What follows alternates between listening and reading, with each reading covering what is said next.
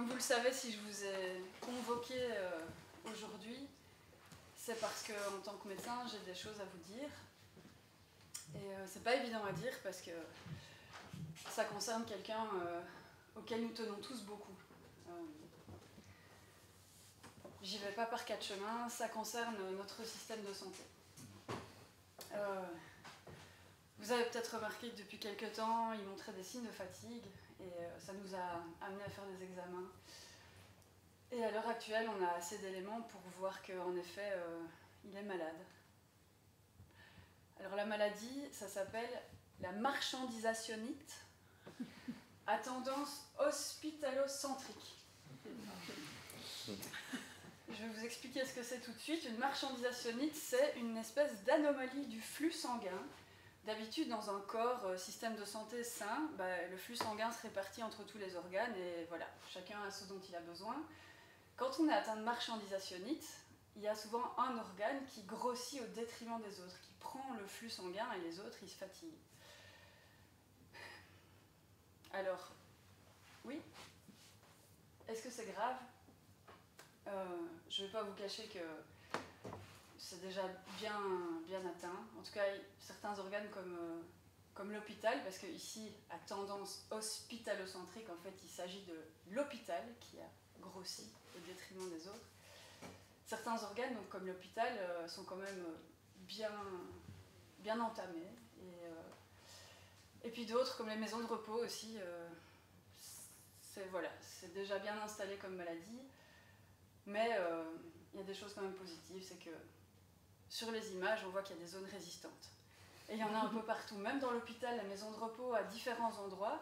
Et puis il y a surtout un organe qui nous intéresse en particulier, un petit organe assez récent qui s'appelle les maisons médicales, où il semble y avoir aussi beaucoup de résistants. Et ça nous laisse des espoirs pour le traitement. Quelle est l'origine de la maladie ? Alors l'origine, ça semble cérébral, en fait ça se joue au niveau idéologique. Dans un corps système de santé sain, normalement la doctrine c'est mieux vaut prévenir que guérir. Et la marchandisationnite, ça fait que la première partie de la phrase s'efface et il reste mieux vaut guérir. Et c'est ça qui explique ici que c'est l'hôpital qui a grossi et qui prend les ressources des autres. Alors il y a de plus en plus de scientifiques qui amènent les preuves qu'en fait il s'agit d'une maladie parasitaire. Les parasites qui, plutôt que d'agir dans l'intérêt du bien commun du corps système de santé, agissent au nom de leur propre profit. Le traitement. Alors ça peut être long. Ça peut prendre même parfois une génération. Mais il y a des choses qu'on peut faire tout de suite. Il y a une première phase qui s'appelle la phase exploratoire. C'est la phase où on doit vraiment plonger dans le corps et explorer cette maladie et puis ses résistances. Elle dure à peu près 1h30. Je vous propose qu'on la commence là tout de suite.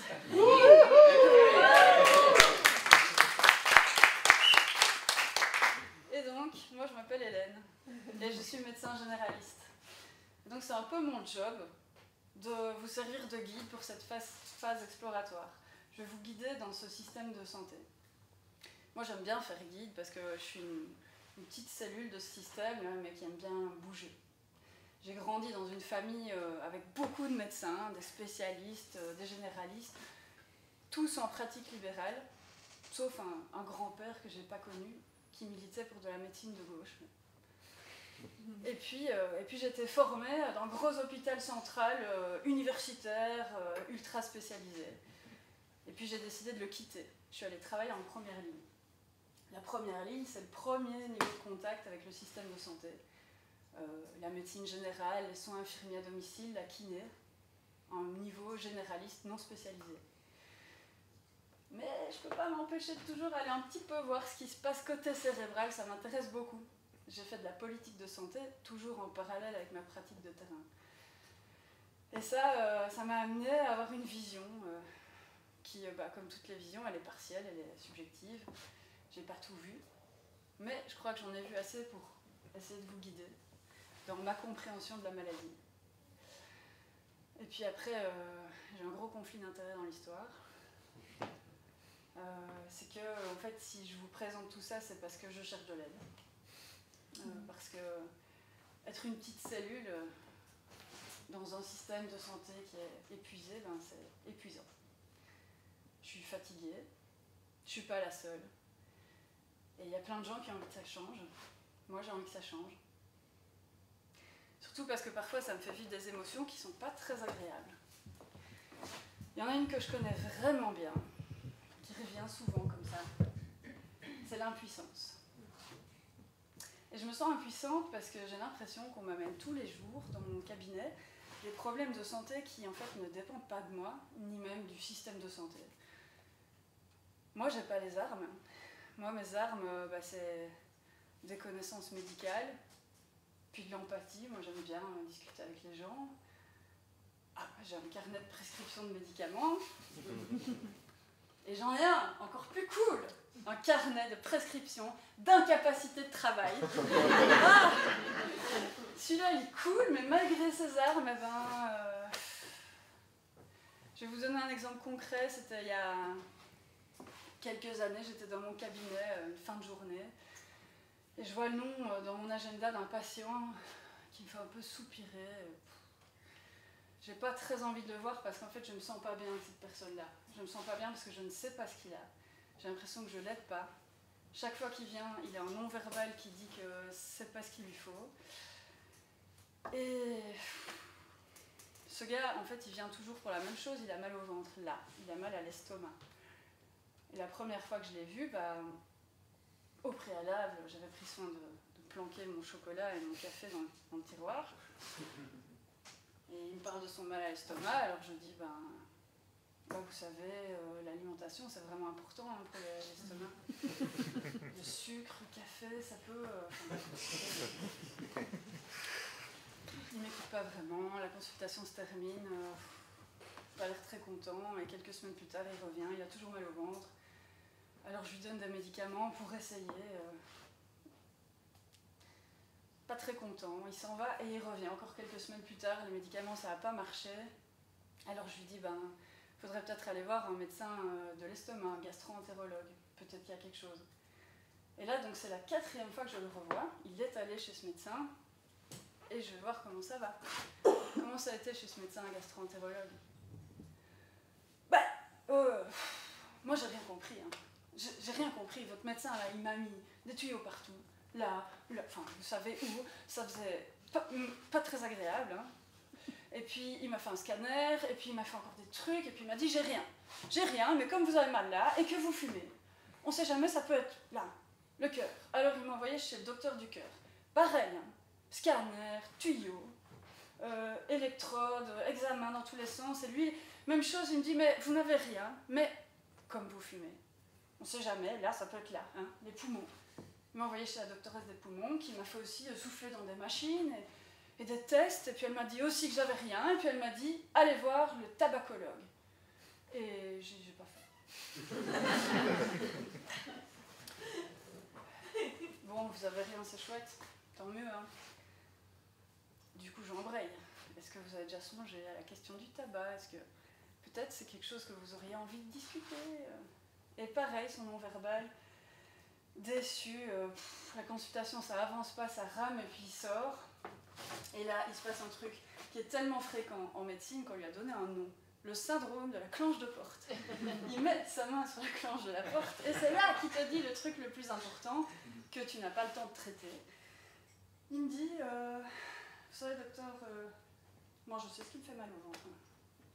C'est le chômage en fait. Après il s'en va. Et moi, je dis rien. Et puis, ce gars-là, en fait, je ne l'ai jamais revu parce que j'ai changé de boulot. Et puis, je me suis sentie bête ce jour-là. Parce qu'en fait, je lui avais même pas demandé comment ça allait dans sa vie et je savais qu'il était au chômage. Et en plus, je sais que le chômage, ça peut faire mal au ventre. Et je sais parce que c'est arrivé à quelqu'un de très proche de moi. C'est mon mec. Mon mari. Alors lui et moi, qui est assis en face de moi, on s'est rencontrés quand il avait 25 ans, et moi quelques années de plus. Et on faisait de la danse ensemble, on faisait du Lindy Hop. Le Lindy Hop, c'est une danse qui est issue du jazz. C'est une danse des années 40 en fait, c'est hyper vieux, puis ça a disparu et c'est revenu à la surface dans les années 2000. Là à Bruxelles, il y a des soirées Lindy tous les soirs, c'est hyper sautillant, c'est une danse de couple. En fait, je vais vous faire écouter une chanson. C'est une chanson qui me fait penser à lui au moment de notre rencontre, mais qui me fait surtout penser à lui et son rapport au travail quand il avait 25 ans. Alors lui, il est comme moi, sauf que c'est un homme, nous sommes blancs, issus de milieux plutôt privilégiés, universitaires. Pour lui, à la sortie des études, le travail, forcément, ça allait être génial. Life could be a dream, life could be a dream.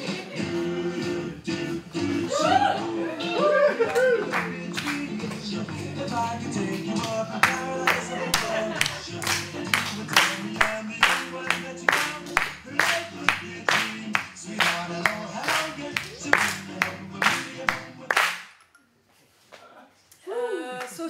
sauf que c'est pas vraiment tout à fait ce qui s'est passé. Alors ce qui s'est passé, c'est ce qui s'est passé pour plein de gens de notre génération et encore plus des générations qui ont suivi.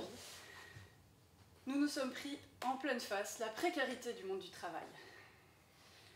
Passer de CDD en CDD, en CDD, qui ne se transformait jamais, malgré les promesses, en CDI. Harcèlement par la patronne et période de chômage. Et se retrouver au chômage dans notre société actuelle, c'est pas évident. Parce que, à l'heure actuelle, c'est un peu je travaille, donc je produis, donc je suis. Mais si je ne travaille pas, je ne produis rien, je suis forcément une sous-merde. Être une sous-merde, c'est pas très agréable. Passer ses journées dans le canapé, à se culpabiliser, à chercher, il faut s'activer. On s'active, mais on ne sait pas ce qu'on cherche parfois. Et puis on redoute les soupers où il y a des gens qu'on ne connaît pas trop qui risquent de demander et qu'est-ce que tu fais dans la vie? La culpabilité, ça fait mal au ventre. Heureusement pour lui, il a trouvé finalement un travail qui lui plaisait, dans lequel il se sent bien. Pour mon patient, je ne sais pas ce qu'il en est.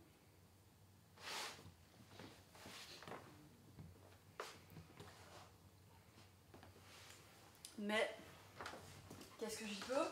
Moi, contre le chômage. Il n'y a pas de médoc contre le chômage. Ah, ce serait cool, mais ça n'existe pas. Il n'y a pas de médicament contre le chômage parce que le chômage n'est pas une maladie.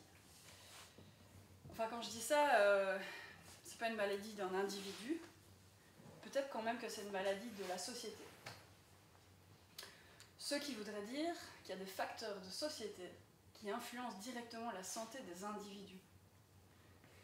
Eh bien ça, en fait, j'ai rien inventé. C'est un concept vieux comme moi. 1986, Organisation mondiale de la santé. Ça s'appelle les déterminants sociaux de la santé. Mais avant de vous expliquer plus en détail ce que c'est, je dois faire un petit détour par l'histoire de la santé. Alors l'histoire de la santé, c'est un peu comme une série chouette, ça avance, c'est bien mais c'est calme, tranquille. Et dans les 10 dernières secondes ou minutes, on va dire, de l'épisode, là d'un coup, changement de scénario, t'es là, oh, qu'est-ce qui se passe après? Eh bien, pendant des siècles, en fait, on mourait toujours à peu près des mêmes choses. Maladie aiguë, donc de courte durée, transmissible, virus, bactéries. Parfois, on mourait très jeune. On mourait d'une pneumonie, d'une infection au pied, espérance de vie, mortalité des enfants, pas top non plus. Et après, il y a eu 1945, après la guerre, il y a eu plein de révolutions qui se sont enchaînées. La première, on n'y pense pas vraiment parce qu'on baigne dedans. Mais en fait, c'est la création de la sécurité sociale. La sécurité sociale, c'est un peu un truc de fou. Au départ, c'était les ouvriers qui avaient la main là-dessus. Il y avait des milliers de caisses de sécurité sociale par entreprise. Ils faisaient ça juste pour pas crever. Ils cotisaient entre eux, pour pas laisser mourir ceux qui étaient malades. Et après la guerre, ça a été repris, ça a été nationalisé. Et c'est devenu le truc. qui a révolutionné l'espérance de vie parce que ça a donné accès aux soins à tout le monde. Et puis il s'est passé plein d'autres trucs que vous connaissez. On a commencé à généraliser l'utilisation des antibiotiques, vaccination en campagne de grande ampleur, accès de tous les enfants à l'école, éducation, hygiène, et puis progrès de la technologie, du médicament, explosion quoi. Et dans le même temps, notre société a explosé aussi. C'était l'avènement des combustibles fossiles, le développement du capitalisme, l'agro-industrie, enfin... Moins de 30 ans plus tard, les années 70, on mourait déjà plus des mêmes choses en fait. On mourait de maladies chroniques, donc c'est des maladies dont on ne guérit pas, on vit avec, non transmissibles. En fait, on avait un peu buté leur race aux bactéries et aux virus. Mais du coup, on s'est mis à mourir d'autres choses, des conséquences de notre société, de notre modèle économique. Alors à l'heure actuelle, on meurt de 4 trucs principalement, 80% des gens dans le monde. Diabète, maladies cardiovasculaires, maladies respiratoires et les cancers.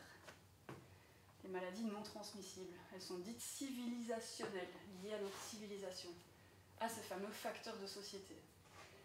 Et on n'est pas tous égaux face à ces facteurs de société. C'est ça, le concept de déterminant de la santé. On peut le représenter de plein de manières différentes. Moi j'aime bien le modèle de la tarte qui est simple. Il y en a plein d'autres que ceux-là. Je vais faire une tarte lisible. Ce sont les déterminants qui vont influencer le fait qu'on est ou pas en bonne santé. Le travail, je viens de vous en parler, ou l'absence de travail, c'est un gros déterminant de la santé. Moi, dans mon cabinet, je crois que c'est une personne sur 3 qui me parle de son travail. Burn-out, harcèlement, perte de sens, travail précaire. L'alimentation, c'est évident. Il y a d'ailleurs une conférence gesticulée excellente demain sur ce sujet. L'accès à l'alimentation saine, c'est un gros enjeu.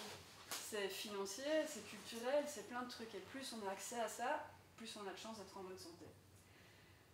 Le logement, c'est évident de nouveau quand on a un toit sur la tête, mais quand on n'en a pas, quand on doit chercher où on dort, quand on n'a pas accès à des loyers décents, quand on n'a pas le bon nom pour avoir le bon logement, ça fait mal à la santé. L'éducation, c'est l'éducation dans la famille, qu'est-ce qu'on transmet comme connaissance sur la santé, c'est l'école, c'est le niveau de diplôme, tout ça, ça va influencer la santé. Le réseau, est-ce qu'on est seul ou est-ce qu'on est en réseau? Tout à l'heure, je disais, mon mec, il a eu de la chance, il s'en est sorti. Il avait surtout ça.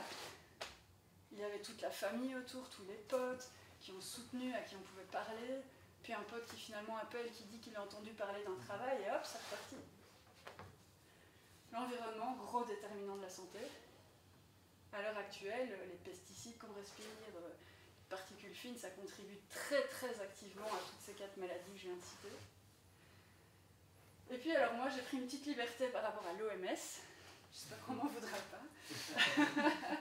L'argent, souvent il y a des gens qui le mettent dans la tarte, moi je l'ai mis au milieu. Je l'ai mis au milieu parce que l'argent pour moi c'est le sésame qui ouvre le bouchon du pot de crème fraîche. L'argent, je rêverais de pouvoir prescrire de la thune sur une ordonnance. Imagine, il voulait combien là? Un petit 600 000? Écoutez, si votre travail vous fait chier, arrêtez, partez en vacances et allez faire vos courses uniquement au bio du coin. Déménagez à Uccle, comme ça vous serez en bordure de forêt de soigne et puis l'environnement ça ira mieux aussi. Enfin bref, vous avez compris quoi. L'argent. Voilà. Et puis il y en a 2 derniers là, c'est ceux sur lesquels je voulais vraiment attirer l'attention. Celui-là, c'est les facteurs individuels. C'est celui qu'on brandit partout à l'heure actuelle. S'il est gros, c'est quand même un peu de sa faute, il n'est capable de manger autant. S'il fume, après qu'il vienne pas se plaindre de son cancer. Oui, c'est vrai, en fait, il y a une partie de la tarte qui est nos choix, notre responsabilité personnelle. Mais en fait, c'est qu'une petite partie. Elle est vraiment petite puisqu'il y a d'autres déterminants. C'est vraiment qu'une toute petite partie de ce qui fait nos comportements de santé. Parce que si tout ça, ça va pas, votre risque de fumer ou de ne pas avoir accès à une bonne alimentation, de manger des produits ultra transformés, il monte quoi. Puis il y a ça, le système de santé. Toute petite partie de la tarte. On a beau avoir le meilleur système de santé au monde, si tout ça, ça va pas, les gens, ils seront pas en bonne santé. Puis en plus, une fois qu'on a un système de santé, il faut encore avoir accès à ce système de santé, et ça, c'est pas donné à tout le monde. Et ben en fait, moi quand je regarde ça, je comprends un petit peu. Hein. Moi je suis un micro-point là. Ok. Et en fait, je voudrais agir sur tout ça. Ok. Impuissance. Donc parfois je me dis que si je me sens autant impuissante, c'est que peut-être à la base il y avait de la toute-puissance. Et là je réfléchis et je resitue ça à mes études de médecine. En fait plutôt à mon enfance. Parce que quand j'étais petite, il y avait des gens autour de moi, très proches, qui étaient en grande souffrance de santé mentale principalement. Et souvent les adultes, pour protéger les enfants, ils ne leur parlent pas. On ne m'expliquait pas. Et en fait ça me stressait beaucoup, ça m'angoissait même. Et je voulais comprendre qu'est-ce qui fait qu'on est malade, et puis surtout comment est-ce qu'on peut aider les personnes qui sont malades. Et je me projetais peut-être un peu déjà psychiatre ou un truc comme ça. Puis j'ai oublié. Et puis dans mon école secondaire élitiste, à la fin de l'année, il y avait une feuille qui passait dans les bancs, il fallait écrire nom, prénom, études universitaires. Il n'y avait pas d'autres cases à côté, il fallait aller à l'UNIF.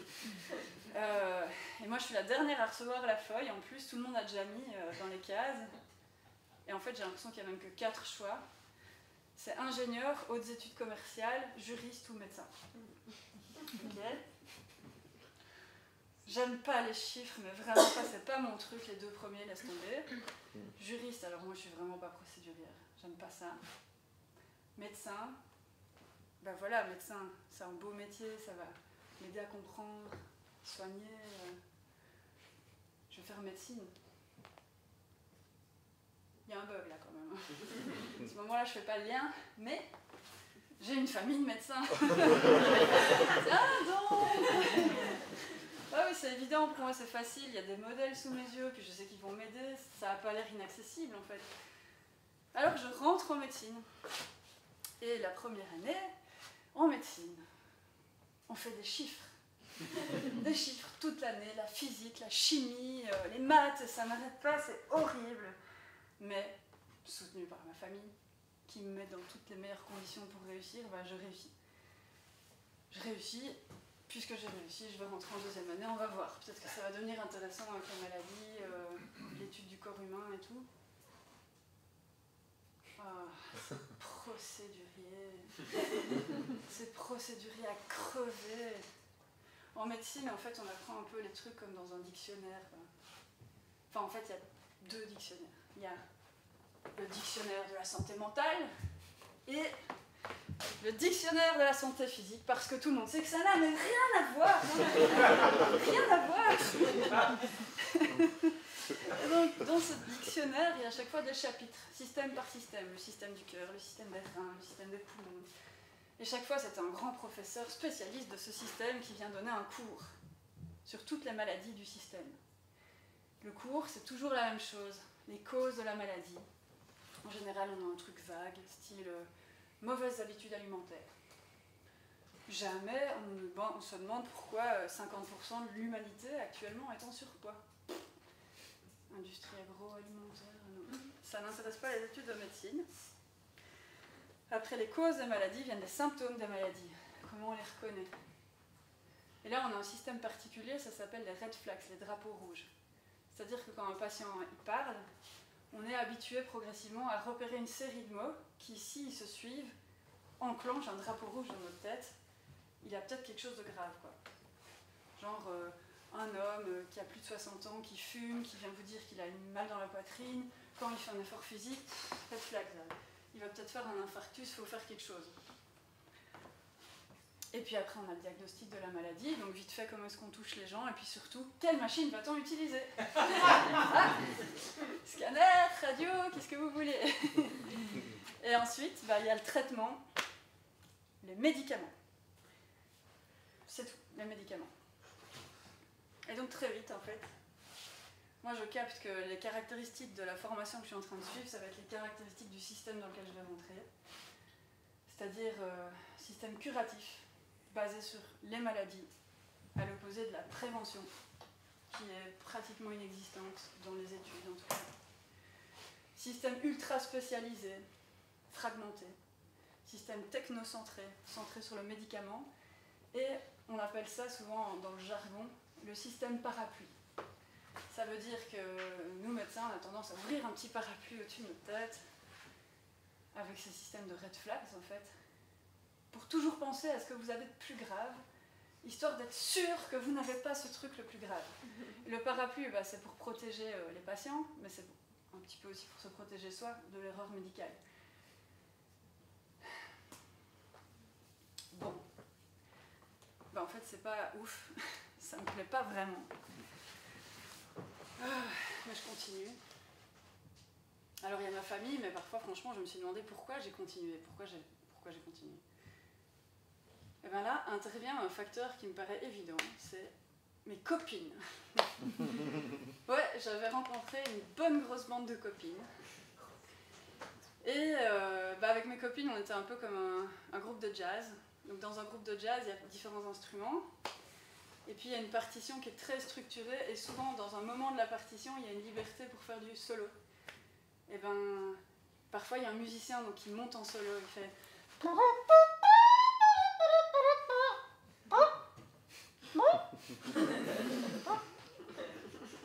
Parfois il foire son solo. Alors dans ce cas, il y a la bande de jazz qui monte le rythme, qui va rechercher celui qui est largué, et puis oups, il réatterrisse sur la structure du morceau. Et ben avec mes copines, en fait, il se passait ça. Quand il y en a une qui commençait à se dire non mais j'arrête là, j'en peux plus de cette compétition, de cette hiérarchie, de ce truc de... Non, continue, on se serre les coudes, on va résister nous dans ce système-là. Ça s'appelle la sororité, c'est la fraternité au féminin, qui est souvent un petit peu oubliée, mais qui est réelle. Et il y a un truc en particulier qui nous tenait, parce que ça nous faisait vraiment du bien, pour expurger de ce truc qu'on n'aimait pas trop, c'était faire la fête.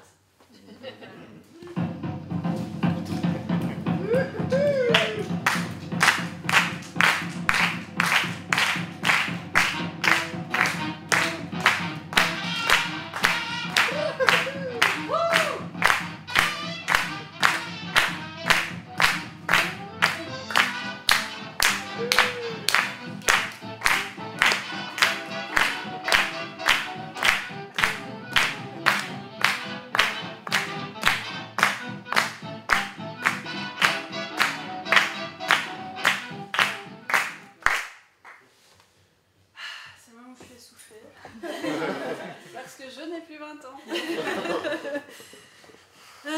On faisait la fête à fond, jusqu'au bout de la nuit. Et puis on se levait quand même. Parce qu'il y en avait toujours une pour appeler l'autre. Lève-toi! On se levait, on allait au cours. Et puis les années ont passé, on se levait pour aller en stage. Parce que en médecine, c'est comme ça qu'on apprend. En observant, on fait énormément de stages. Il y a des stages qui sont géniaux. Il y a des gens incroyables que j'ai rencontrés qui transmettent l'amour du métier, qui sont sympas, il y a des services où on rigole, c'est vraiment cool. Puis il y a aussi des tas de connards. Mais vraiment beaucoup. Ça va de la toute petite remarque sexiste, inoffensive, jusqu'à la violence verbale ou systémique, clairement assumée. Dans mes dernières années de stage, je me souviens d'une fois où j'ai gravi les échelons de la stagiaire. Donc, je suis passée de stagiaire fantôme, vous savez qu'on ne voit pas trop, à stagiaire pouce-bouton sur la machine à café. Et puis, ce jour-là, je suis stagiaire pouce-chariot. Je pousse le chariot, sur lequel se trouve l'ordinateur du jeune médecin qui fait son tour de salle. Il va voir les patients de chambre en chambre et il faut que son ordinateur soit au bon endroit quand il sort de la chambre, alors je pousse le chariot. En fait, on sort de la chambre d'une patiente qui me rend un peu triste, quoi. C'est une dame un peu âgée, elle a fait un AVC. Il n'y a personne qui est venu la voir depuis 2 semaines à l'hôpital. Puis elle a l'air dans une situation de précarité.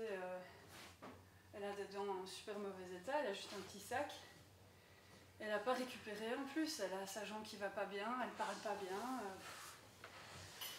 Et dans l'ordi, en lisant, je me rends compte qu'elle va sortir demain avec une liste de 10 médicaments. Alors Alors je me permets de demander à l'assistant, dis, j'ai appris au cours qu'en fait au-delà de 5 médicaments, peut-être les effets secondaires, ça devient dangereux. C'est pas un peu trop? Et là il me regarde et il fait, on t'a demandé de réfléchir toi. Oh ça va, je déconne. Hein, quoi? Alors, allez vas-y ouvre-moi ce dossier là. 10, ça va, oui, t'as raison, 10. Ah, c'est vrai, c'est beaucoup. Hein. Mais moi, ça c'est pas moi, hein, c'est le cardiologue. Ça, elle vient de faire un AVC, je peux pas l'enlever. Ça, c'est son diabète. Si elle mange n'importe quoi, pas de ma faute. Hein. Et puis alors ça, elle est arrivée à l'hôpital avec, c'est son petit antidépresseur, son petit truc pour dormir. Mais t'as raison. Mais écoute, prévois-lui des rendez-vous en externe. Donc elle va revenir à l'hôpital. Après. Un rendez-vous chez le cardio, il fera bien le tri dans tout ce truc-là. Un rendez-vous chez le médecin du diabète, de toute façon il faut le suivi. Médecin du rein, puisque tu as raison, peut-être les interactions, ça va être dangereux en moment pour ses reins. Et prévois-lui un petit avis psy. C'est bien un petit avis psy. Ça le fera du bien. Puis il continue, il fait son tour de salle, là, et moi je me dis, mais qu'est-ce qu'il fout? Qu'est-ce qui se passe là en fait?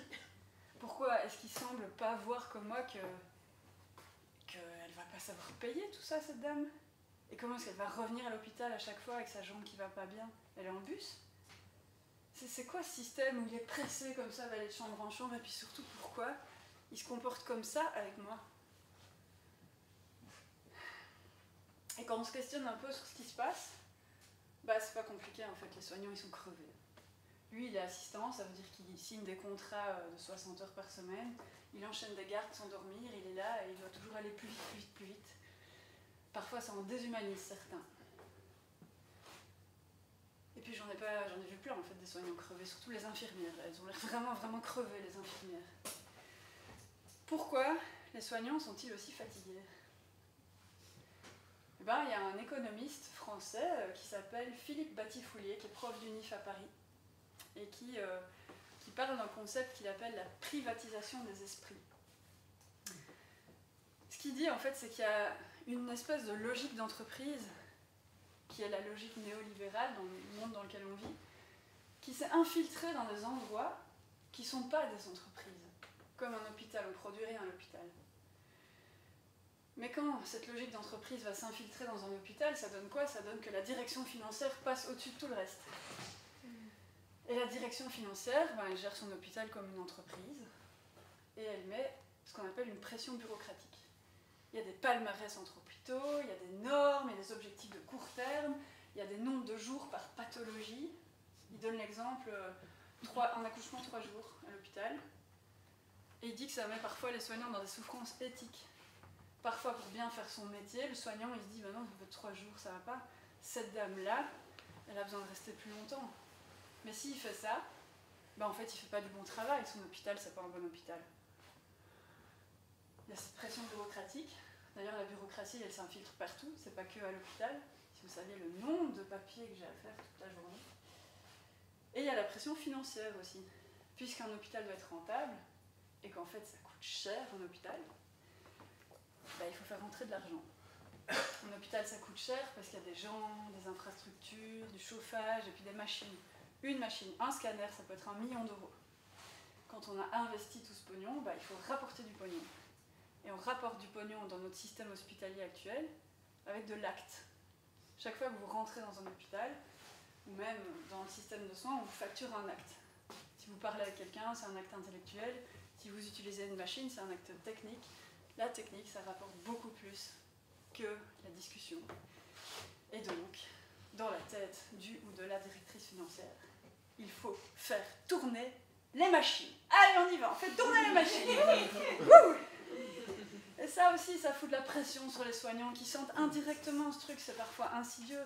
Parfois, ils s'en rendent même pas compte, ils sont avec leur parapluie, ils font tourner la machine pour être sûr que vous n'ayez rien de grave. Mais ça coûte cher. Ça coûte cher tout ça.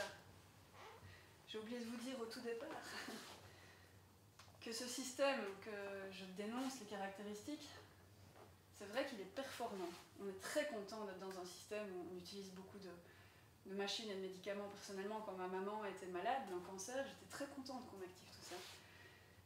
Mais financièrement, là, c'est 10% du produit intérieur brut, les soins de santé en Belgique. Alors vous allez me dire, c'est pas grave en fait, les soins de santé ça coûte cher, c'est normal, puisqu'on produit rien et on peut dépenser pour que les gens soient en bonne santé. Si on a une bonne sécu sociale qui suit, pourquoi pas. Le problème, c'est qu'à un moment, avec toutes ces maladies chroniques, ben, il y a eu un découplage. L'espérance de vie en bonne santé, elle a commencé à s'infléchir. Ça veut dire qu'on dépense de plus en plus d'argent, parce qu'on a de plus en plus de gens dans la population, une population qui vieillit, une population qui est de plus en plus malade, et de plus en plus de machines, mais la qualité, elle n'est pas en train de suivre la courbe. Du coup, tout ça, ça coûte cher aussi au niveau écologique. C'est 4% des émissions de CO2, le système de santé. 4%, c'est à peu près l'équivalent du système, tout ce qui est informatique et télécommunication. Et là, il y a un petit paradoxe, c'est qu'en fait, on contribue à nuire à l'environnement, donc on contribue indirectement à nuire à la santé. Et ce qui coûte le plus cher au sein du système de santé d'un point de vue écologique, ce sont les médicaments qui sont censés nous soigner, mais qui en fait sont des matières premières qu'on extrait à l'autre bout du monde, qu'on transforme, qu'on emballe, qu'on retransforme, qu'on transporte et puis qu'on gaspille en général. Et le troisième coût, c'est le coût humain. Il y a des gens qui ne s'y retrouvent plus dans ce système fragmenté. Mon patient, là, qui a mal au ventre, on ne lui explique pas ce qu'il a. Il y en a qui se détournent carrément du système de santé et qui jettent le bébé avec l'eau du bain. Il y a ceux qui n'ont pas accès aux soins. Ouais, tout ça, ça coûte cher. Ça coûte de plus en plus cher et le risque, en fait, c'est que la sécurité sociale, elle n'arrive plus à suivre le remboursement de tous ces examens, ces machines, ces techniques. Et donc, on a un État qui ne s'approfite pas, des patients pas toujours contents, des soignants fatigués. En fait, ça profite à personne.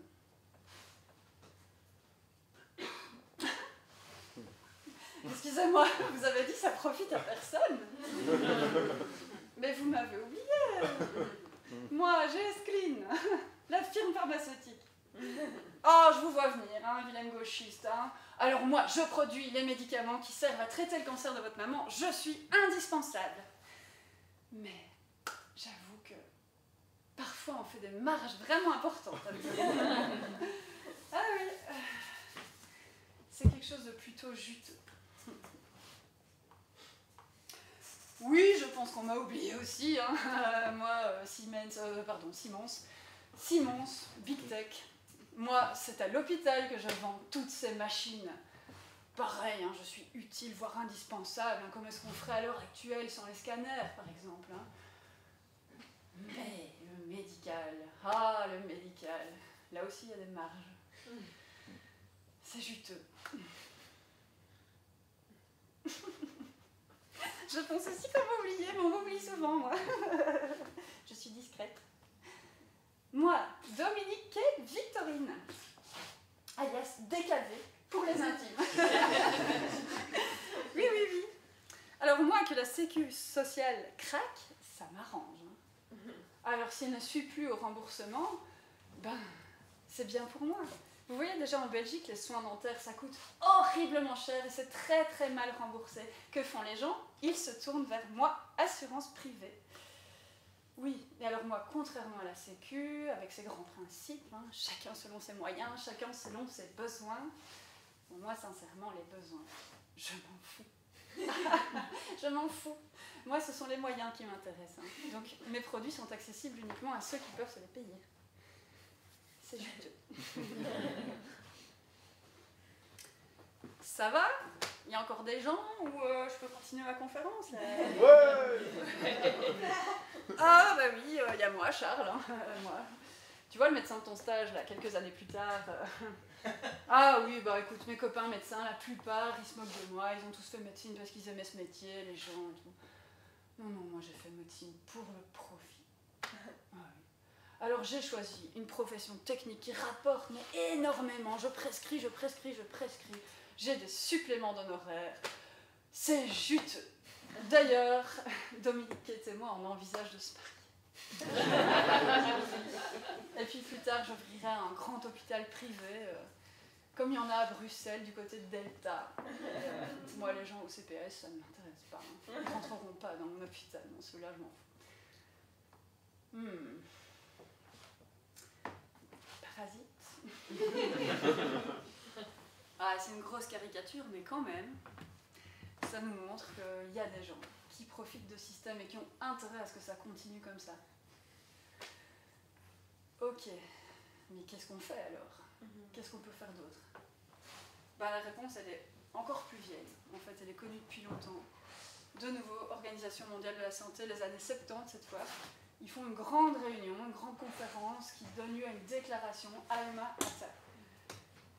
Années 70, hein, donc 25 ans après 45, ils sont déjà là. Bon les gars, explosion des maladies chroniques, vieillissement de la population, on ne va pas s'en sortir. Il va falloir construire des politiques de soins de santé primaires. C'est ça qu'on doit faire pour s'en sortir. Et donc ils établissent un genre de schéma que j'ai de nouveau un peu réinterprété à ma sauce. Ce qu'ils disent, c'est qu'il faut faire ça. Il faut envisager le truc comme une pyramide. Puisque toutes ces maladies chroniques, elles sont en fait évitables, ben, il faut mettre le paquet d'abord sur la prévention. Et donc la prévention, c'est agir sur tout ça. Et ensuite, une fois que les gens ont besoin du système de santé, dans l'idéal, ils rentrent par la première ligne. Un niveau qui est non spécialisé, qui est global, où on peut faire du bio, le corps, psycho, l'esprit, social, intégrer tout dans les données de l'environnement de la personne. Puis on peut travailler ensemble, en pluridisciplinaire, puis on peut travailler au tout départ des premiers symptômes de la maladie pour éviter qu'elle s'aggrave. On peut mettre le paquet sur la prévention, la santé communautaire. Et seulement après, parce qu'il y aura toujours des gens qui auront évidemment besoin de l'hôpital, ben on y va. On va vers le niveau des spécialistes. Ça s'appelle un système échelonné. Eh bien, c'est pas ça qui se passe. Il se passe ça chez nous. Et dans plein d'autres pays du monde, en fait. Il se passe hospitalocentrisme. On veut aller à l'hôpital pour tout. Il n'y a pas de restriction à devoir aller en première ligne d'abord. Peut-être c'est bien que ce ne soit pas une restriction, mais il n'y a pas d'incitant non plus à le faire. On va à l'hôpital pour tout. Alors pas tout le monde. Hein. Il y a un genre de classe moyenne plutôt basse, on va dire, qui a compris ce truc et qui a tendance à consulter en première ligne d'abord, mais il y a des extrêmes. Les gens en classe moyenne plutôt aisée, ou classe aisée carrément, ils vont aller à l'hôpital tout de suite. Oh mon Dieu, j'ai un bouton, je vais appeler mon dermatologue. Ouais, et puis il y a les autres, il y a aussi les gens ultra précarisés à l'autre bout du spectre. Eux aussi, ils échappent à la première ligne. Ils vont aux urgences. Ils vont aux urgences parce qu'en fait, ils sont dans l'urgence. Ils y vont quand ils craquent, quand ils n'en peuvent plus, puis les urgences, c'est chauffé, c'est ouvert la nuit, il ne faut pas payer directement. Alors ils vont encombrer le service des urgences. À tel point qu'il y a même des spécialistes de santé publique qui disent bah, les urgences, c'est de la première ligne. Mais il y en a aussi beaucoup qui ne sont pas d'accord avec ça. Les urgences, ça devrait être les urgences. Ça veut dire que la première ligne, elle doit peut-être se remettre en question. Peut-être qu'elle n'est pas assez accessible à ces gens-là. Ou qu'elle doit développer d'autres systèmes pour l'être. Pourquoi on adore l'hôpital? Moi aussi, hein, quand mon gamin il tousse, j'ai envie d'appeler le pneumologue pour être sûr. Parce que ça met des petites paillettes dans les yeux, l'hôpital. Les machines, c'est génial, quoi. Les patients, ils sont là d'office, un scanner, ça va voir tout à l'intérieur de mon corps. Ce sera sûrement mieux qu'un médecin. Et puis d'office, comme le professeur spécialiste, eh ben, il gagne 10 fois ce que gagne mon médecin généraliste, il est plus intelligent. Mais c'est là que j'ai envie d'aller. Ouais. Hospitalocentrisme. Ça contribue à dévaloriser la médecine générale. Ouais. Parce que quand tu parles de vouloir faire la médecine générale à l'hôpital, souvent tu te prends des remarques. Au mieux, on t'ignore, comme l'assistant qui ne pense même pas que c'est dans la liste du cardiologue, néphrologue, psychologue. En fait, il aurait pu la renvoyer chez son médecin traitant, cette dame avec son AVC. Parce qu'en fait, c'est notre job d'aller rechercher des gens qui sont chez eux, qui sont dans des difficultés de déplacement, qui ont des difficultés sociales. On peut faire le tri dans les médicaments. On peut même soigner le diabète. Incroyable. Ouais. Donc au mieux, on nous ignore. Au pire, j'ai des remarques du style ah bon, tu veux soigner un rhume, toi? Ou alors, oh, tu veux faire médecine générale, mais t'avais des beaux points. T'aurais pu faire mieux. Et même dans mon propre foyer, j'ai un papa médecin généraliste. C'est pas évident. Alors mon père et moi, c'est le moment où vous parliez de lui. D'abord, je bois de l'eau. Mon père et moi, il y a un truc qu'on aime faire, c'est boire du vin. Au coin du feu le soir, on s'ouvre un petit verre de rouge. Et puis, on refait le monde médical en écoutant du jazz. Parce que, en fait, c'est lui qui m'a communiqué cette passion du jazz. On écoute souvent Dave Brubeck.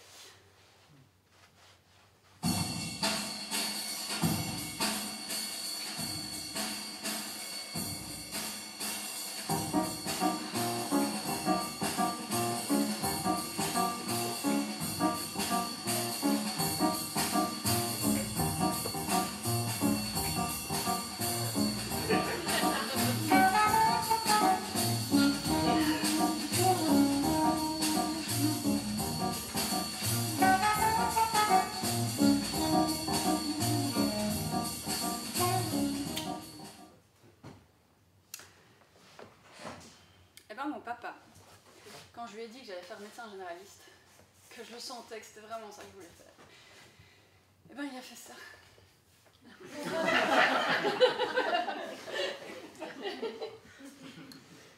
Oh mais non, mais pourquoi? Alors pourquoi il a fait ça? Parce que, en fait, la vie de mon papa, son travail, pour gagner sa vie, c'était quoi? C'est qu'il se levait à 6h30 du matin, puis à 7h, il y avait déjà un patient devant chez nous. C'était son cabinet dans notre maison. Et puis il voyait des patients, puis il repassait en coup de vent à midi, il bouffait vite un truc, il montait dans sa bagnole et il allait à domicile voir des patients. Il repassait le soir, il bouffait vite un truc, et il revoyait encore des patients dans son cabinet. Puis il était crevé, il allait dormir. Et parfois il était réveillé en pleine nuit pour des gardes. Pendant ce temps-là, ma mère, son travail pour ne pas gagner sa vie, c'est qu'elle se levait aussi à 6h30 du matin. Et puis elle s'occupait des enfants, elle mettait à la table du petit déjeuner, elle allait nous conduire à l'école, puis elle faisait le ménage, le repas, elle prenait le téléphone de mon père, elle faisait son secrétariat, sa comptabilité, elle préparait le dîner, elle refaisait un petit coup de ménage, elle allait faire les courses, elle nous recherchait à l'école, elle nous conduisait aux activités extrascolaires, elle faisait le devoir avec nous, elle faisait le souper, elle refaisait encore un petit peu de ménage, elle anticipait les vacances, les cadeaux, toute la charge mentale de la famille, et puis elle allait dormir à 21h30, elle était crevée. Et à 3h, il y avait sa fille, moi, qui la réveillait. Et puis elle n'arrivait plus à dormir parce qu'elle se demandait ce qu'elle foutait de sa vie. Elle avait un diplôme de notaire, ma maman. Elle était femme de médecin. À cette époque-là, c'était comme ça. Heureusement, avec le temps, les choses ont changé. Ils ont créé une entreprise familiale, il y a eu un statut pour les conjoints aidants, elle était salariée dans l'entreprise de mon père. Puis mon père, en fait, il m'a toujours dit oui, c'était dur, mais tu sais, moi, si j'avais fait ça de 8 à 18 heures, j'aurais aimé mon travail, vraiment. Alors là, j'ai un problème. C'est que je sais faire ça, mais je veux pas le faire comme ça. Je ne sais pas quoi faire. Puis de toute façon, je peux pas le faire comme ça, je suis une femme. J'ai pas de conjoint aidant. Ma sœur, ici présente, me téléphone à ce moment-là. Hélène, j'ai un truc pour toi, je crois. Toi qui es un peu alter comme ça. J'ai une copine. J'ai une copine qui travaille dans un truc, ça s'appelle les maisons médicales, ça a l'air super chouette, téléphone-lui. Cette copine, je la rencontre. C'est pas n'importe quelle copine, c'est Isabelle Heymans, secrétaire générale de la Fédération des maisons médicales. Isabelle, elle est joviale, elle est charismatique, elle est gentille comme tout, et puis elle m'accueille, et elle me dit « Attention, il faut que je te prévienne, si tu mets les pieds dans le monde des maisons médicales, tu dois savoir que tu rentres dans un système alternatif et minoritaire. La plupart des gens, ils font médecin généraliste, ils s'installent comme indépendants, ils travaillent à l'acte, ou en petits groupes parfois seuls. Maison médicale, c'est pas du tout ça. Nous sommes des ASBL, associations sans but lucratif. Nous travaillons toujours en équipe pluridisciplinaire. Il y a des infirmières, des kinés, des accueillantes. Et puis, il n'y a pas de hiérarchie. Tu ne seras pas la chef des autres parce que tu es médecin. Et puis, il y a un but politique derrière. C'est un mouvement politique. Ça a commencé dans les années 70. En fait, il s'est passé un truc, c'est qu'il y a eu mai 68. Et en mai 68, il y a des tas de gens qui étaient persuadés qu'ils allaient faire tomber le capitalisme. Parmi ces gens, il y avait des soignants qui ont commencé à expérimenter. C'était l'époque où on expérimentait, on veut faire de nouvelles choses, construire un nouveau monde. Alors ces gens, ils sont mis à créer des centres de santé intégrés, à travailler ensemble, sans hiérarchie, c'était la folie, égalité salariale, tout le bazar, quoi. Et en même temps, ça s'est produit, le même phénomène, à Tournai, à Bruxelles, 2 ans plus tard à Liège, sans forcément que les gens se connaissent. Et simultanément, il y avait aussi un groupe d'intellectuels qui s'appelait le GERM. J'ai appris plus tard que mon grand-père a fait partie du GERM. Il y a des gènes qui ont sauté. Le GERM, c'était un groupe d'intellos. Il y avait beaucoup de médecins spécialistes d'ailleurs, cardiologues, virologues, un gynécologue, des spécialistes de santé publique, des sociologues. Ils réfléchissaient ensemble.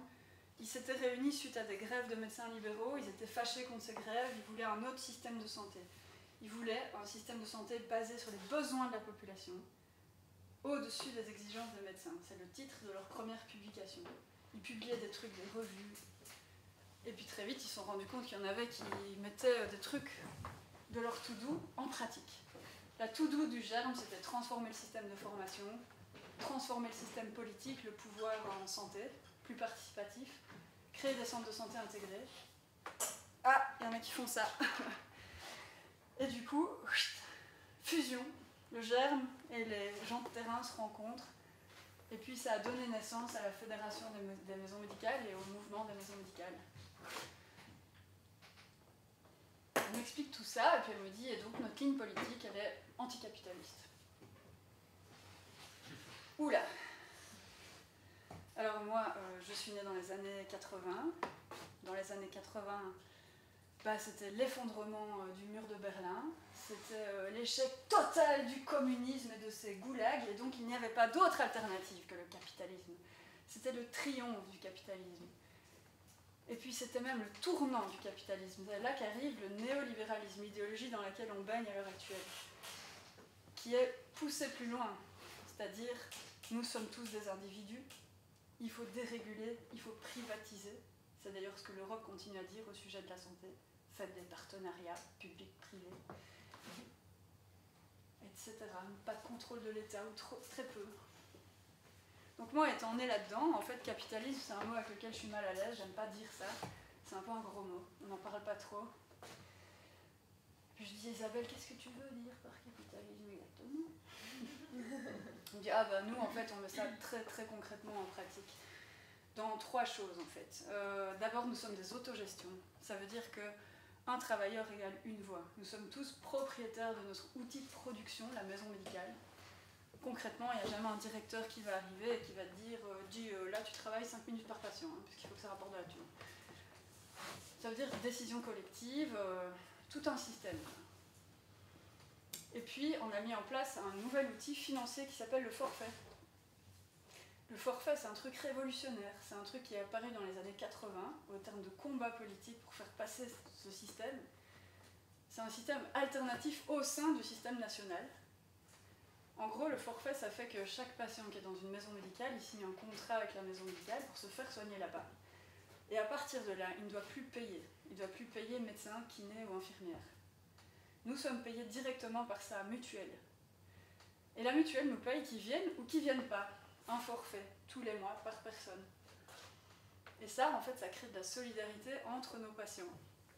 Parce que ceux qui viennent tout le temps, on va utiliser l'argent de ceux qui ne viennent jamais. Puis, ça va nous permettre de sortir de la relation à l'argent. On n'a plus besoin d'un acte, on n'a plus besoin qu'une personne soit malade pour gagner notre vie. Ça veut dire que ça nous libère du temps, théoriquement, en tout cas. Ça nous libère du temps pour faire de la prévention, pour faire des réunions, être payé pour ça, pour faire toute cette paperasserie. Ça, c'est l'idée du forfait. Et puis, troisième chose, me dit-elle, nous sommes anticapitalistes parce que nous avons des luttes. Et la lutte, c'est la lutte principale, là, c'est la lutte contre la marchandisation des soins, y compris au sein de notre propre système. Ok. Alors, je crois que je suis anticapitaliste. ouais, ça me va, moi, ça. Le programme, ça me convient. Et puis après, je me rends compte qu'en fait, ils sont 3500 à travailler dans ce système-là. Il y a 3500 personnes qui pensent comme moi. Je suis pas toute seule en fait. Et puis j'en avais jamais entendu parler pendant mes études. Ça fait 300 000 patients soignés en Belgique, ça fait 10% de la population inscrite dans les maisons médicales dans des grandes villes comme Bruxelles. C'est cool quoi. Alors, je vais faire un stage en maison médicale pour voir. Et le premier jour, on m'accueille, on me demande comment je m'appelle. Puis je suis le médecin, il me dit non, on saute dans la bagnole avec l'infirmière, là, elle part en visite à domicile, ça va être intéressant pour toi. Alors je me retrouve dans une bagnole avec une infirmière très gentille qui m'explique un peu ce qu'elle va faire. Et je suis contente parce que je vais enfin voir la réalité, comprendre les gens. Je comprends très vite que je ne comprendrai pas les gens, je vais juste comprendre que beaucoup de gens vivent dans une réalité qui n'est pas la même que la mienne. En premier lieu, je vois une famille qui vit sans chauffage en Belgique, en plein hiver. C'est pas évident en fait. Et puis, à midi, c'est la réunion. Alors en réunion, ils font des trucs chelous. Quand ils sont d'accord entre eux, ils font ça.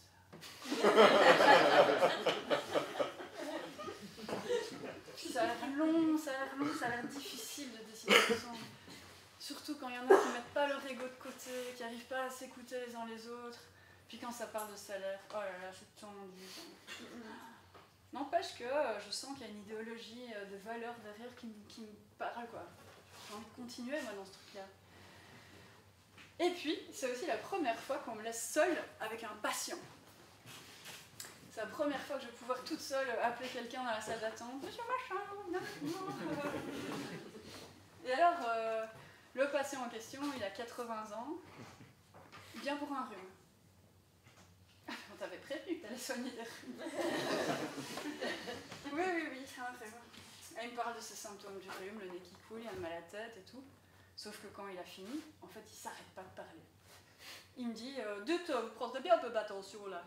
Parce qu'il a débouché, mais aussi on est à Liège, ma patrie natale. Je lui prends attention. 180. Purée, en fait, c'est beaucoup trop. Mais en fait, il continue à parler, le mec. Il me parle que sa femme est morte il y a 2 ans, que c'est dur, que du coup il s'est mis à boire et qu'en fait il cherche de l'aide. Et après, j'ai même pas le temps de finir de l'écouter, qu'il me parle de son pied. Son pied qui a fait craquer une semaine, et en fait ça fait toujours mal, il se demande s'il faut faire quelque chose. Purée, je suis complètement larguée. Je sais pas soigner un rhume. Non, mais on ne l'a jamais appris sur 7 ans de médecine, on m'a jamais dit comment on soigne un rhume, quoi. Et en plus, il y a mon cerveau qui est en alerte, drapeau rouge total, il a 80 ans, il boit de l'alcool, il a 180 de tension, il a peut-être un truc grave, lui, et donc moi, j'arrive plus à écouter. Pourtant, je sens que c'est important, cette histoire de santé mentale, d'alcool, et alors son pied, je m'en fous, je sais pas quoi faire. En fait, je viens de découvrir que j'avais changé d'organe. Je suis arrivée en première ligne, et en fait, c'est pas les mêmes règles du jeu en première ligne. C'est pas la même logique. Autant à l'hôpital, on est dans une logique, on connaît bien les maladies, elles sont déjà à des stades plus avancés, il y a beaucoup de preuves scientifiques sur les traitements à faire, on est plutôt dans du monotage, pas toujours, parce que c'est aussi très compliqué, mais la médecine générale, c'est des gens qui arrivent avec des pathologies multiples en même temps, souvent chroniques, c'est du long terme, et puis souvent à des stades indifférenciés au début de la maladie, et donc on doit sortir de la logique parapluie, on entre dans une logique probabiliste. Qu'est-ce qu'il est de plus probable qu'il est ce type-là, plutôt que qu'est-ce qu'il est de plus grave. Parce qu'en fait, si j'ouvre le parapluie avec lui, c'est la merde. Hein. Franchement, il ressort avec des antibiotiques, un scanner des sinus, un bilan cardiologique complet, un avis psychiatre, des benzodiazépines pour se sevrer de son alcool et un scanner du pied. Le mec, il va pas me suivre, le système de santé, il va s'écrouler si je fais ça. En fait, on est revenu dans un truc peut-être qui est un peu moins consommateur. On produit moins d'examens complémentaires. On est obligé de prioriser, de dire aux gens, bah revenez, si ça va pas mieux, revenez. Peut-être que ça va s'arranger tout seul. Et souvent, en fait, ça s'arrange tout seul. Ouais, c'est dur, en fait, comme métier. C'est dur parce que bah, c'est complexe, quoi. Et puis en plus, ça met du temps. Moi, ça fait plus de 10 ans que je fais ça, je suis toujours pas au point. Hein. Et puis en plus, on n'a pas beaucoup de reconnaissance en tant que médecin ou en tant que soignant en général. Les gens, ils viennent quand ça va pas, puis après, on les revoit plus. De temps en temps, quand même. De temps en temps, il y a des belles histoires, il y a des gens qui viennent te remercier, il y a des gens qui vont mieux. il y a des gens en fait qui meurent bien parce qu'on les a accompagnés jusqu'à la fin à la maison avec leur famille. Mais ce qui est dur pour moi, c'est que je me reprends tout le temps cette impuissance dans la gueule qui vient me stimuler comme ça. Parce que je suis tout le temps confrontée à ça. Et très vite, en fréquentant le mouvement des maisons médicales, ce que j'entends, c'est la santé, c'est politique. Et en fait, ça devient une évidence pour moi. Ouais, parce qu'en fait, moi, si je me retrouve à soigner des personnes dont l'asthme ne s'arrange jamais, parce qu'ils vivent dans une baraque pleine de moisissures, parce qu'ils sont en attente d'un logement social depuis 10 ans, eh bien, c'est politique. Parce que si je me retrouve à chaque individu qui a de l'obésité ou du diabète à devoir expliquer que les produits ultra transformés, c'est pas très bien, alors qu'en fait ces produits-là, ils inondent notre marché, mais partout, et surtout à hauteur des yeux de nos enfants, eh ben c'est des choix politiques de ne pas réguler ça. Excellente conférence gesticulée demain. Et puis si à chaque femme enceinte que je vois, femme enceinte, qui est déjà doublement coupable, femme enceinte, je dois lui expliquer qu'à partir de maintenant, il va falloir faire très attention aux produits chimiques dangereux pour la santé de son bébé, qui se trouvent dans ses cosmétiques, dans ses produits ménagers, dans sa bouffe, dans les meubles en contreplaqué qu'elle va acheter pour la chambre de son enfant, dans la peinture de la chambre de son futur bébé, dans certains médicaments pour enfants. Purée, c'est politique, quoi. Ça devrait pas être à des individus de régler ces questions-là. C'est aux politiques d'interdire la présence de ces produits chimiques là qui nous rendent tous malades. Et puis, moi, je vois des problèmes d'accès aux soins tout le temps. En fait, je vous ai pas encore dit où je travaille. Donc, je travaille dans une maison médicale. Ça, vous avez compris. J'ai contribué à créer ce projet à Saint-Josse. Saint-Josse, c'est aussi la commune où j'habite pour le moment. Saint-Josse, commune de tous les records, la plus pauvre, la plus multiculturelle et la plus dense de toute la Belgique. À Saint-Josse, il y a du monde. Il y a du monde et parfois il y a trop de monde. Ça fait du bruit, parfois un bruit désagréable. Mais parfois quand je tends l'oreille, je trouve que ce bruit il commence à faire un genre de musique comme ça. Un peu comme ça. Donc c'est le moment où si vous avez besoin de vous détendre. Alors, pour ceux qui veulent, on peut se faire une petite gymnastique. On peut secouer un peu les poignets.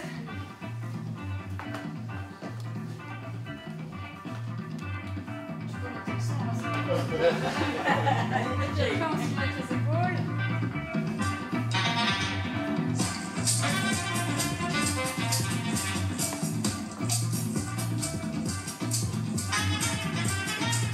Et alors, si vous avez besoin de bouger la nuque, vous allez plus en dessous pour avoir la nuque. Et puis tout en même temps.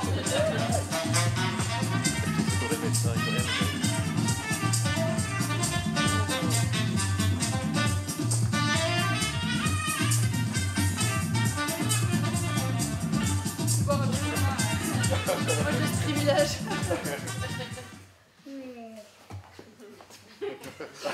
Industrie de l'alcool. Ouais, parce que j'ai oublié de vous dire ça. Il n'y a pas que moi qui m'énerve parce que c'est politique en fait. Non, non, il y a des tas de gens qui ont fait émerger un concept depuis 10 ans qui s'appelle les déterminants commerciaux de la santé. Ça veut dire quoi? Ça veut dire que à l'heure actuelle, il y a 4 industries qui sont responsables de 1/3 des décès de la population mondiale. Alcool, tabac, alimentation ultra transformée et combustibles fossiles. Il y a même le Lancet qui a publié des articles là-dessus. Il y a l'OMS qui commence à s'en mêler. C'est un truc qui émerge. La santé, c'est politique. Et puis cette histoire d'accès aux soins là dont je vous parlais, je vous ai fait écouter cette musique. Cette musique, c'était Fela Kuti. Fela Kuti, c'est un révolutionnaire nigérian qui est considéré comme le père de l'afrobeat. L'afrobeat, c'est un genre dérivé du jazz une fois de plus. Parce que le jazz, en fait, c'est c'est pas ce truc d'intello, là, blanc. En fait, le jazz, à la base, c'est les esclaves nord-américains qui l'ont créé, quoi. Puis ça a fait plein de courants dans tous les sens, et l'afrobeat, ça en est un, qui a mélangé le jazz afro-américain, et puis des influences africaines, des influences occidentales. Puis ça a donné naissance à un truc que tout le monde adore, en général, on bouge. En fait, en musique, souvent la diversité, tout le monde trouve ça cool. Tout le monde trouve ça chouette, ça crée des nouveaux courants et tout, mais j'ai l'impression que dans notre société à l'heure actuelle, il y a diversité dans la société, par contre, beaucoup de gens ne trouvent plus ça cool. Non, non, la diversité, ça risque de nous piquer nos emplois, peut-être d'imposer sa religion. Alors qu'est-ce qu'on fait quand on trouve que la diversité, c'est pas cool? On fait des politiques migratoires, sévères. Et puis pour le système de santé, en fait, ce qu'on fait, c'est ne pas vraiment donner droit à la santé à tous. Alors théoriquement, c'est obligatoire, hein, c'est la loi, tout le monde a droit aux soins de santé en Belgique. En pratique, quand tu n'as pas droit à la sécurité sociale, tu dois retomber sur... Enfin, il y a différents systèmes, mais principalement le système de l'aide sociale, les CPS. Les CPS, qu'est-ce qu'ils font? À mon avis, un peu sans se rendre compte de ce qui se passe. Ils mettent un labyrinthe administratif entre ceux qui ont théoriquement droit aux soins et besoins, mais qui n'ont pas les papiers, parce qu'ils sont illégaux, parce qu'ils sont migrants, parce qu'ils n'ont pas assez travaillé. Et puis eux. C'est tellement lourd ce labyrinthe administratif, c'est tellement humiliant parfois, stigmatisant, culpabilisant. 80% des gens qui ont droit, ils n'y ont pas recours, ils n'y vont pas. En fait, ça c'est con. Désolée, mais c'est vraiment con. Parce qu'en fait, quand on prive les gens d'accès aux soins, la santé, c'est pas vraiment comme un hobby. Hein. On peut pas se dire bon, cette année, j'ai pas le budget, diabète, j'annule. Non, en fait, quand on n'a pas accès aux soins, en fait, on va attendre que la maladie s'aggrave tellement qu'on n'ait plus le choix d'aller dans le système de soins. Et ça m'arrive de temps en temps, comme ça, d'avoir des patients qui débarquent, qui sont pas bien issus. Je prends la glycémie au doigt, 500. Purée, il va faire un coma là dans mon cabinet. Et à ce moment-là, moi, j'ai pas le choix, je dois renvoyer à l'hôpital tout de suite. C'est trop tard, il faut des médicaments, il faut des machines, il faut du spécialiste. En fait, tout ça, d'abord, ça coûte cher humainement, mais ça coûte encore plus cher d'un point de vue purement santé publique, au système. Ouais. Alors aujourd'hui, moi j'avais envie de rendre hommage à des personnes, parce que c'est des personnes derrière tout ça. Il y a des personnes que je connais qui sont des patientes. Et puisqu'on est dans Saint-Josse et qu'on mélange les codes, je vais utiliser un code qui n'est pas du tout le mien, un genre de slam, sans musique. Donc je teste. Je vous dirai quoi après. Binta, Shaima, Heliedina, Susanna. Vos visages si fiers et vulnérables, perçus par eux comme étrangers. Voilés ou dévoilés, perçus par moi comme familiers. Le courage de tout quitter, l'obligation de l'urgence. Économique ou dogmatique, vos pays vous ont forcé. Violence subie, violence apprise. Vos parcours sont à jamais gravés. Mais debout vous êtes malgré les blessures. À vous débattre pour respirer. On vous nomme par vos statuts, bénéficiaire de l'aide sociale, demandeuse d'asile, maman précaire arrivée ici, c'est un nouvel enfer. L'administration accablante se justifie sans cesse d'exister. Je rêve de justice et d'accueil, mais je constate les écueils. Quand le corps lâche qu'il a mal de ce qu'il a vécu, le besoin c'est d'être entendu. Binta, Shaima, Heliedina, Susanna, je vous aime à ma manière et vous connaître me rend fière. Bravo!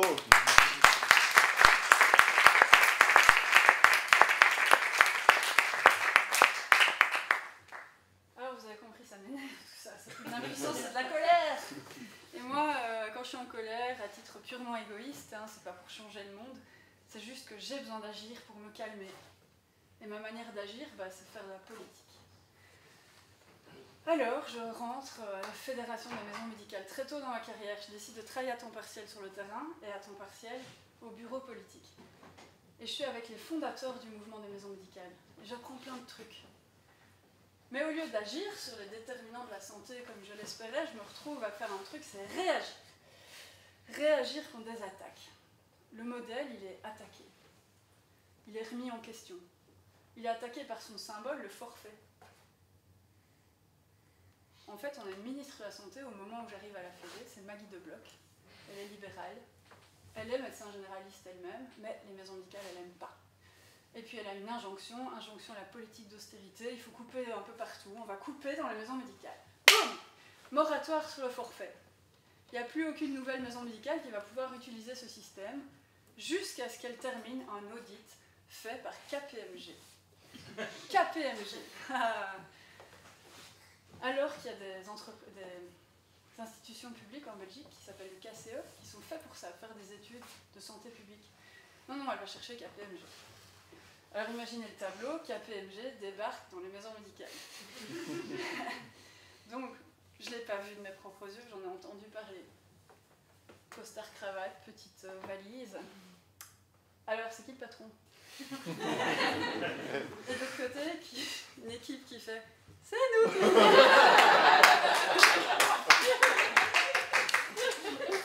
Ça prend un temps fou parce qu'ils comprennent rien, mais ils comprennent rien à l'associatif, il faut tout leur expliquer. Puis je prends le train parfois avec les fondateurs du mouvement des maisons médicales et je les vois, ils sont offusqués, ils sont dégoûtés, ils se sont battus comme des fous pour faire passer ce système. Mais moi je viens d'une famille libérale et j'ai envie d'un peu les titiller quand même, quoi. Elle n'a pas un peu raison quand même, Maggie De Bloch, d'attaquer le système du forfait? Est-ce qu'on est si parfait que ça finalement? Qu'est-ce qu'elle nous reproche en fait? Elle nous reproche de faire concurrence déloyale au système à l'acte. Mais ça en fait, oui, c'était vrai au tout début de la création des maisons médicales, parce qu'à ce moment-là, il y avait pléthore de médecins. Il y a eu des pavés dans les vitres des premières maisons médicales, parce qu'en effet, ils percevaient ça comme un système gratuit qui venait les concurrencer. Mais maintenant, ça n'a aucun sens. Maintenant, il y a une pénurie telle de soignants, il y a un besoin tel de soins que les maisons médicales, elles ne font plus concurrence à personne. Souvent, sur le terrain, maintenant, c'est l'entente cordiale. Les généralistes solo, ils sont très contents qu'il y ait des structures pluridisciplinaires pour accueillir des cas hyper lourds qu'ils ne savent pas prendre en charge. D'ailleurs, ça pose un problème, parce qu'on commence à recevoir tous ces cas hyper lourds. Alors qu'en fait, nous, on est fait pour faire la mixité sociale, c'est ça qui fait marcher le forfait. Mais non, on se retrouve à crouler sous les gens qui sont hors du système de santé, qui ont vécu des tas de traumatismes, qui ont des problèmes de logement, C'est dur, quoi. Puis elle nous reproche aussi qu'on ne fout rien. Ça, c'est un peu le truc qui revient souvent. Voilà, en maison médicale, vous foutez rien. Faites des réunions. Ou alors, si on s'en tient à l'avis de mon père et de plein de médecins à l'acte qui voient des patients, c'est vrai, on ne fout rien. En fait, on prend plus de temps avec ces gens que je viens de vous expliquer. C'est trop lourd. Il faut des traductions. Ils ne viennent pas au rendez-vous. Il y a plein de problèmes sociaux. Ça nous prend du temps, en fait. On voit moins de gens, c'est vrai. Puis on fait des réunions, c'est vrai aussi. Parfois des réunions bien nécessaires. Pluridisciplinarité, échange de regards. On augmente la qualité en discutant ensemble. Parfois, il y a de la réunionnite. Je vous ai dit, c'est pas facile l'autogestion. Il faut une sacrée dose d'ego dans les chaussettes. Il faut être formé, il faut avoir des outils. Ouais, parfois on perd du temps à gérer notre structure. Mon père, pour me taquiner, il aime bien dire « Oui, vous réglez tous ensemble des problèmes que vous n'auriez pas eu si vous étiez tout seul. » C'est pas faux. Il y a de quoi se remettre en question. Et puis elle dit qu'on coûte cher. Alors, en fait, il y a eu des études de niveau du KCE qui ont été faites. C'est vrai, si on prend juste la première ligne... Bravo, fille. Si on prend juste la première ligne, le forfait coûte plus cher que l'acte, un tout petit peu. Mais si on tient compte du parcours d'un patient dans l'ensemble du système de santé, eh ben, qu'on tient compte donc des chiffres première et deuxième ligne, le forfait coûte la même chose que l'acte, parce que des patients suivis au forfait vont avoir peut-être un peu plus de prévention, un peu moins d'examens complémentaires, puisque on peut aussi se permettre de dire revenez si ça ne va pas, je vous prescris rien, j'attends. On va peut-être être un peu moins pressé, et du coup ça consomme moins dans la deuxième ligne, ça réfère moins vers la deuxième ligne. Ok, il m'explique tout ça. En fait, il y a un problème quand même. Ça veut dire que le forfait et le fait que ça se passe bien, ça repose sur la vertu. Ça repose sur le fait que ceux qui y travaillent, ils sont formés. Ils sont formés à faire de la prévention, ils sont formés en santé publique, ils essayent de ne pas trop prescrire. Et là, on a un problème, on est attaqué de l'intérieur aussi. En fait, il y a des gens, à l'heure actuelle, qui utilisent le mot maison médicale, qui créent des business en chaîne et qui prennent ce système de forfait pour se faire du pognon. Marchandisation. C'est facile de se faire du pognon avec le forfait, il suffit d'inscrire plein de gens, pas trop malades. On sélectionne la patientèle.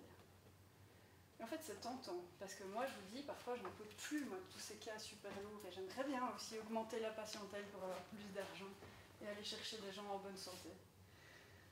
Donc le forfait, il faut le défendre de tous les côtés, contre les attaques politiques, mais contre nous-mêmes aussi. À l'acte aussi, il y a des problèmes, il y a des dérives possibles. Quelques années plus tard, je continue mon chemin en politique et j'ai une opportunité, c'est travailler au Parlement fédéral. Waouh, là je peux agir sur tout ça. Alors je travaille, je suis conseillère santé pour 2 députés du Parti écologiste. Et mon job, c'est qu'ensemble, on va lire toutes les lois qui passent en commission de santé. Et pour chaque loi, on doit dire c'est bien, on vote pour, c'est pas bien, on vote contre, ou on met des amendements. Mais ça va vite, ça va vite. Ça va à une vitesse de dingue, ça s'enchaîne, puis les agendas ils sont fous, ils changent tout le temps. Tu crois que tu vas parler d'un truc, sinon on en glisse un autre parce que c'est sorti dans la presse, parce que machin. J'ai le tournis. Mais parfois, en fait, on a la main, on peut écrire des lois nous-mêmes. Waouh! Et un jour, on me donne un truc à faire. C'est pas une loi, quand même. Hein.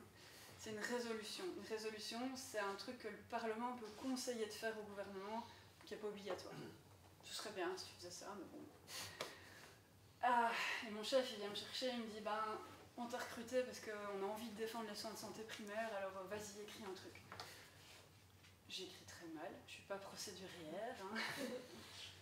mais je passe mon été à y mettre tout ce que je viens de vous raconter, la prévention, l'hospitalo-centrisme, les économies qu'on ferait si on avait un système de soins de santé primaire, revaloriser les médecins généralistes, tout quoi. Et après j'arrive près de mon chef avec mon truc, et je vois qu'il lit, et puis je vois qu'il est désolé, quoi. Il me regarde super... Ouais, c'est vraiment bien, en fait, je suis 100% d'accord. Mais ça passera pas. Ça passera pas parce qu'en fait, là, tu vois, tu parles de prévention, mais la prévention, c'est pas nous. C'est pas le fédéral. Et puis tu parles de première ligne, c'est pas nous non plus, c'est le régional. Et puis il continue comme ça, et puis il me dit, en plus, il n'y a pas assez de chiffres, en fait. Tu parles de prévention, mais ça, c'est des économies à long terme, quoi. Et les politiciens, ils ont besoin d'un truc à court terme, à 5 ans. Qu'est-ce qu'ils vont pouvoir montrer qu'ils ont gagné? En fait, je suis pas naïve, je savais qu'il y avait un problème avec ça. En fait, il me parle de quoi? Il me parle de 2 trucs. Il est en train de me parler des réformes de l'État belge. En Belgique, on adore les réformes. On est à la 6e. Et une réforme de l'État belge, pour faire ça de manière super grossièrement caricaturale, c'est un flamand, à droite, en général, nationaliste, hein, qui tient une couverture et qui regarde son copain francophone en lui disant « Dis, ça fait 2 années que je paye pour toi, hein, et il n'y a rien qui change, hein, rien du tout. Alors maintenant, ça suffit, chacun reprend ses compétences, son budget, et même en sécurité sociale, on y vise. » Il tire sur la couverture, et de l'autre côté, le francophone, il fait « Ah ben non, hein. Non, on n'a pas d'argent, nous, sans toi. Arrête de tirer, fille, arrête. Hein. Et alors la couverture, elle craque en 1000 morceaux. Ça s'est passé avec plein de trucs, notamment la santé. Et on a mis la prévention aux communautés, la première ligne aux régions, les maisons de repos aux régions, les hôpitaux fédéraux. Ah non, les hôpitaux partout, en fait. Un peu par là, un peu par là, un peu par là.